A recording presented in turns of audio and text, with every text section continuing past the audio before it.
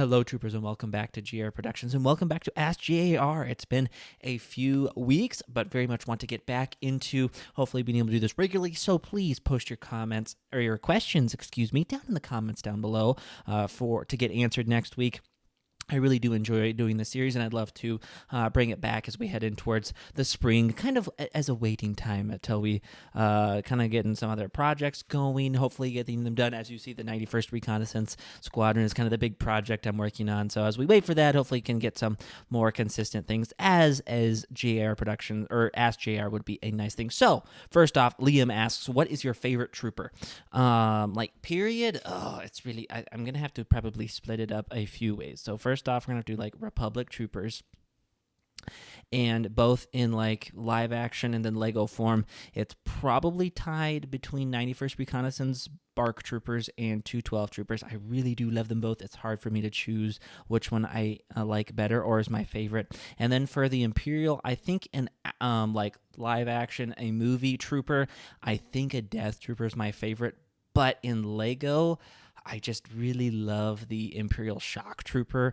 Even though I think the Death Trooper is probably a better figure, there's just something about that Imperial Shock Trooper that I really love. So he is going to be probably my favorite trooper in Lego for the Empire. Skill Kitty asks, do you have a favorite Lego Star Wars vehicle mock? If not really too much. If you're saying like a custom vehicle, I haven't really seen too many that like stick out to me. If you're saying like custom design sets, a few people have sold them that I think are pretty cool. I'll find pictures and try and throw them up links down below if anyone's interested in them. But like one of the custom Corporate Alliance tanks, I'm trying to think, Firebird Bricks has used. That looks incredible. I really like that mock. That one. And I think also, Firebrand Bricks, and I think a few other people, but I know he's used them. And then another one that I really like, again, I can't remember the name, but the people, I can't remember the person or the people that have designed the new Republic Dropship, LAAT/C, the one that Solid Brick Studios used in his Geonosis mock. That is really, really incredible. It's actually probably something I'm planning on getting at some point, hopefully as the channel grows, because that's a little bit outside the budget right now, but hopefully as the channel grows, there might be some more opportunities to do different things like that, and that is definitely on the list eventually, if I can, because I think I'd rather go that route, which maybe that could be a video in of itself. That should probably actually be a video in of itself, but I think I'd rather go, I was thinking about that today, probably rather go the custom set route, the mock set route for like a dropship and an ATOT than the actual set, because they're kind of, honestly, newer people have done better designs. They look a little bit better aesthetically, and mostly it's just the nostalgia, and I don't know if I want to spend like double to triple just for nostalgia in that case. So I probably will go that, which then therefore, long story short, those two would probably be my favorite mocks if that's what you're asking about. If you're like just actually like custom vehicles that have never been made, not too many, definitely let me like even post some pictures or share a link. I'd definitely love to check some out. Kino asked a couple questions about Andor. Very excited for let me know down below too. Yes, a question, but also who's excited for Andor Season 2? I'm very excited for Andor Season 2. But he asks, with Andor Season 2 releasing, it's rumored that we'll be getting a new U-Wing. Can this inevitably downscaled model hold up to the excellent Rogue One set? That's a very good question, Kino, and that is, I guess we'll have to wait and see. Sometimes the downscales still look decent and end up being fan favorite sets. I'm thinking of like the turbo tank, still not my favorite turbo tank, but still a really good turbo tank, and I think a lot of people appreciate that. So that's a good downscale. The TIE Bomber, I think, is actually kind of downscale compared to other TIE fighters. That's a good one, but most of the TIE fighters have been meh. The X-Wings have kind of been meh. So the ARC-170 this year, certain aspects were really downscaled, and then certain others weren't. So I don't know. I'm kind of doubting it, but I am very hopeful that it'll still be a good design. And I think if they can mostly just get the aesthetics right, I think it'll look good and it'll be nice in scale with like the X-Wings.